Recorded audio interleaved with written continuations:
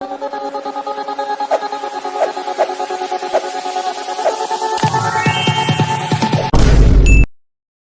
Hello viewers, welcome back to our channel. நான் உங்க PK வந்தாச்சு. Welcome to great Kirikalan magic show. இளைஞர்களுடைய சக்தி அப்படின்னா என்ன, இளைஞர்கள் நினைச்சா என்ன மாதிரியான மாற்றத்தை அரசியல் களத்துல கூட உண்டாக்க முடியும் அப்படின்றத காக்ரோச் ஜனதா தளம் இருக்கு இல்லையா, காக்ரோச்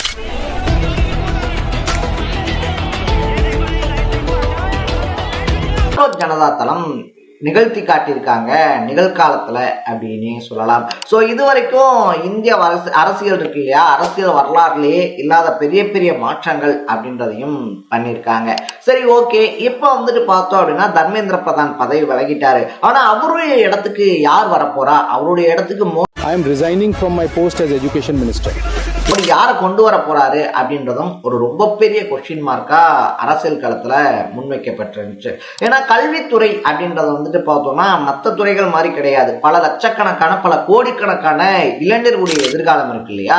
சோ அந்த எதிர்காலம் அப்படின்றது கல்வித்துறை அமைச்சருடைய கைகள்ல இருக்கு. கல்வித்துறை அமைச்சருடைய செயல்பாட்டின் மூலியமா தான் தீர்மானிக்கப்படும். அப்படின்றதுனால அடுத்த கல்வித்துறை அமைச்சரா யார் வரப்போறா அப்படின்ற எக்ஸ்பெக்டேஷன் ரொம்ப பெரிய அளவுல இருந்துச்சு அப்படின்னு தான் சொல்லணும். சோ அடுத்த கல்வித்துறை அமைச்சரா பிரகலாத் ஜோஷிக்கு வாய்ப்பு அப்படின்றத கொடுத்திருக்காரு மோடி அப்படின்னு சொல்லலாம். சோ யார் இந்த பிரகலாத் ஜோஷி, அதை தாண்டி கல்வித்துறை மாதிரியான ஒரு முக்கியமான அமைச்சரவை பதவி அப்படின்றது எப்படி இவருக்கு கொடுக்கப்பட்டுச்சு, இவருடைய பின்னணி என்ன, அரசியல் பாதை பயணம் என்ன அப்படின்ற மாதிரி பல விஷயங்களை தான் நம்ம பேச போறோம். அதுக்கு முன்னாடி நம்ம சேனலுக்கு நீங்க புதுசா வந்திருந்தீங்க அப்படின்னா இதே மாதிரி அப்பப்ப அப்டேட்டா போயிட்டு இருக்க விஷயங்கள், அது கரண்ட் அஃபேர்ஸா இருந்தாலும் சரி, பாலிடிக்ஸா இருந்தாலும் சரி, ஸ்போர்ட்ஸா இருந்தாலும் சரி, அப்பப்ப அப்டேட்டா போயிட்டு இருக்க விஷயங்களை நீங்க தொடர்ந்து தெரிஞ்சுக்கணும் அப்படின்னு ஆசைப்பட்டீங்கன்னா மறக்காம சேனலை ஃபாலோ பண்ணி சப்ஸ்கிரைப் பண்ணிக்கங்க. ஃபர்ஸ்ட் ஆஃப் ஆல் வந்துட்டு பார்த்தோம்னா பிரகலாத் ஜோஷி இருக்கார் இல்லையா, 1962ல கர்நாடகாவில் இருக்கக்கூடிய விஜயபுரா அப்படின்ற இடத்துல தான் பிறக்கிறாரு. கர்நாடகா பாலிடிக்ஸ் வந்துட்டு ஒரு ரொம்ப பெரிய அடுத்த கட்டத்துக்கு பிஜேபிக்கு எலிவேஷன் கொடுத்த ஒருத்தர் அப்படின்னு சொல்றாங்க.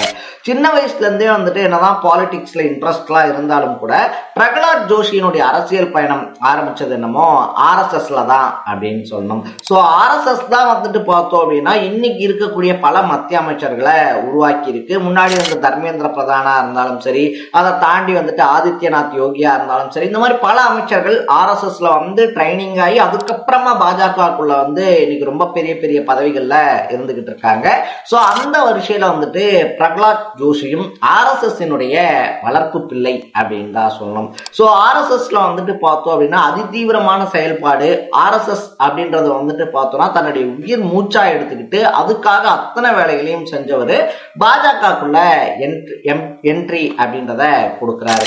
அவருக்கு வந்துட்டு பார்த்தோம் அப்படின்னா தார்வாடு தொகுதி இருக்கு இல்லையா, சோ தார்வாடு தொகுதியில வந்துட்டு பல முறை நின்று எம்பியா ஜெயிக்கிறாரு. அது மட்டும் இல்லாம கர்நாடகால பாஜகவுடைய மாநில தலைவர் அப்படின்ற பதவியும் அவருக்கு கொடுக்கப்பட்டிருந்துச்சு. அந்த டைம்ல வந்துட்டு பார்த்தோம்னா கட்சியினுடைய கட்டமைப்பை வலுப்படுத்துறது, கட்சியை வந்துட்டு பார்த்தோம் அப்படின்னா மூலமுடுக்கெல்லாம் கொண்டு போய் சேர்க்கிறது, தீவிரமான ஒரு அரசியல்வாதியா பிரகலாத் ஜோஷி தன்னை எப்பயுமே முன்னிலைப்படுத்தி இருக்காரு அப்படின்னு தான் சொல்லணும். Many historical achievements have been done. So Prahlad ஜோஷியினுடைய அந்த மாநில அரசியல் அப்படின்றது வந்துட்டு பார்த்தோம்னா மோடியினுடைய தீவிர ஆதரவா ஒரு கட்டத்துல மாறுது. அதனால வந்துட்டு மோடியினுடைய நம்பிக்கைக்குரிய வட்டாரங்கள் இருக்காங்க இல்லையா, சோ மோடி அண்ட் அமித்ஷா அவங்க வந்துட்டு அவங்களுக்குரிய நம்பிக்கைக்குரிய வட்டாரங்கள் ஒண்ணு வச்சிருப்பாங்க. அதுலதான் தர்மேந்திர பிரதானும் இருந்தாரு. அந்த நம்பிக்கைக்குரிய வட்டாரத்துல தர்மேந்திர பிரதான் இருந்ததுனாலதான் அவர் பதவியை காப்பாத்துறதுக்கு மோடி அரசாங்கம் அவ்வளவு முயற்சி பண்ணாங்க. ஆனா காக்ரோச் ஜனதா தளம் டெஃபினட்டா முடியாது, அவர் பதவி விலகிய ஆகணும்னு சொன்னதுனால வேற வழி இல்லாம அவரை பதவி விட்டு விலக்கி வச்சிருக்காங்க. I am resigning from my post as education minister. It is for personal reasons. I thank everyone for the opportunity. So அப்படிப்பட்ட அந்த ஒரு நம்பிக்கையான சரௌண்டிங்க்கு மறுபடியும் பிரகலாத் ஜோஷிக்கு வாய்ப்பு கொடுத்து உள்ள கொண்டு வந்திருக்காரு மோடி. माननीय प्रधानमंत्री जी ने मेरे ऊपर ஆர்எஸ்எஸ்னுடைய வளர்ப்பு ஒரு பக்கம், இன்னொரு பக்கம் வந்துட்டு பார்த்தோம் அப்படின்னா எம்பியா மட்டும் இல்லாம நாடாளுமன்ற விவகாரங்கள் துறை இருக்கு இல்லையா, நாடாளுமன்ற விவகாரங்கள் துறை, அதை தாண்டி வந்துட்டு நிலக்கரி சுரங்கத்துறை, அது மட்டும் இல்லாம இப்ப வந்துட்டு உணவு வழங்கல் துறை அப்படின்னு சொல்லி பல முக்கியமான துறைகள்ல அசாத்தியமான செயல்பாடு.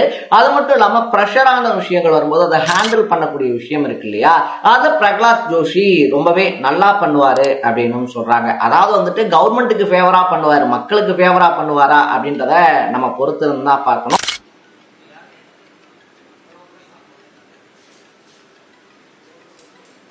ஆனா வந்துட்டு வரக்கூடிய பிரச்சனைகளை டிஃபெண்ட் பண்றது இருக்கு இல்லையா, சோ அதை வந்துட்டு டிஃபெண்ட் பண்ணி வர்றதுல பிரகலாத் ஜோஷி ரொம்ப பெரிய கில்லாடி அப்படின்னு சொல்றாங்க. அதனாலதான் இப்படிப்பட்ட ஒரு முக்கியமான பொறுப்பு பிரகலாத் ஜோஷிக்கு கொடுக்கப்பட்டிருக்கு. இன்னும் சொல்ல போனோம் அப்படின்னா பதவி ஏற்றுக்கிட்ட பிரகலாத் ஜோஷி இருக்கார் இல்லையா, தர்மேந்திர பிரதான் கொண்டு வந்த தேசிய கல்விக் கொள்கை அப்படின்றது ஒரு நல்ல விஷயம் அப்படின்னும், many historical achievements have been done, and even in last அந்த தேசிய கல்விக் கொள்கையை தர்மேந்திர பிரதான் நல்லபடியா நடைமுறைப்படுத்தி இருக்காரு அப்படின்னு தான் சொல்லியிருக்காரு. சோ இதனால அவங்க வந்துட்டு ஒருத்தருக்கு ஒருத்தர் விட்டு கொடுத்துக்கிற மாதிரி ஐடியாலஜி எல்லாம் அவங்களுக்குள்ள கிடையாது. தர்மேந்திர பிரதான் என்ன பண்ணாரோ அதே விஷயத்தை இன்னும் நான் நல்லா பண்ணுவேன் அப்படின்னு தான் சொல்லியிருக்காரே தவிர, मेरे ऊपर जिम्मेदारी मुझे जिम्मेदारी நான் வந்துட்டு நீட் முறைகேடுகள் இருக்கு இல்லையா, நீட் முறைகேடுகளுக்காக நீட்டை ரத்து பண்ணுவேன் அப்படின்னு சொல்லி அவர் இதுவரைக்கும் சொல்ல கிடையாது. இன்னும் சொல்ல போனோம்னா தேசிய கல்விக் கொள்கை அப்படின்றதே சிறந்த முறையில் நடைமுறைப்படுத்தப்பட்டிருக்கு அப்படின்னு சொல்றதுனால வழக்கம் போல அவரும் வந்துட்டு மேல கொடுக்கக்கூடிய அஜெண்டாஸ் இருக்கு இல்லையா, அதுக்கு தலையாட்டக்கூடிய ஒரு அமைச்சராக தான் இருப்பாரு அப்படின்றத நம்ம புரிஞ்சுக்கலாம். ஸோ இந்த ஒரு போராட்டத்தின் மூலியமா ஆனா தர்மேந்திர பிரதான் இருந்த அளவுக்கு கேர்லெஸ்ஸா பிரகலாத் ஜோஷி இருக்கார் இல்லையா, பிரகலாத் ஜோஷி இருக்க மாட்டாரு அப்படின்னு சொல்லலாம். சோ பிரகலாத் ஜோஷி மட்டும் கிடையாது, பல ஒன்றிய அமைச்சர்களுமே வந்துட்டு பார்த்தோம் அப்படின்னா இனி உஷார் நிலையில தான் எந்த ஒரு வேலையா இருந்தாலும் செய்ய வேண்டிய கட்டாயத்துக்கு தள்ளப்பட்டிருக்காங்க.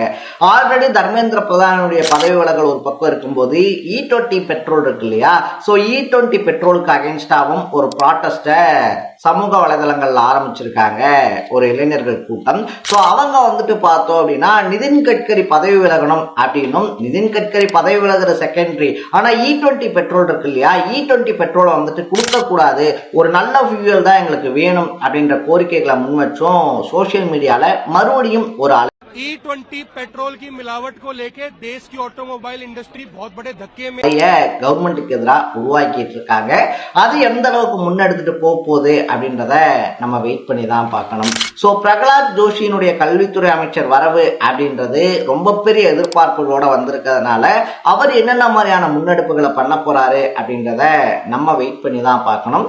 நீங்க பிரகலாத் ஜோஷியை பத்தி என்ன நினைக்கிறீங்க அப்படின்றத கமெண்ட் பண்ணிட்டு, இதே மாதிரி அப்பப்ப அப்டேட்டா போயிட்டு இருக்க விஷயங்கள், அது கரண்ட் அஃபேர்ஸா இருந்தாலும் சரி, பாலிடிக்ஸா இருந்தாலும் சரி, ஸ்போர்ட்ஸா இருந்தாலும் சரி, அப்பப்ப அப்டேட்டா போயிட்டு இருக்க விஷயங்களை நீங்க தொடர்ந்து தெரிஞ்சுக்கணும் அப்படின்னு ஆசைப்பட்டீங்கன்னா மறக்காம சேனலை ஃபாலோ அண்ட் சப்ஸ்கிரைப் பண்ணிக்கோங்க.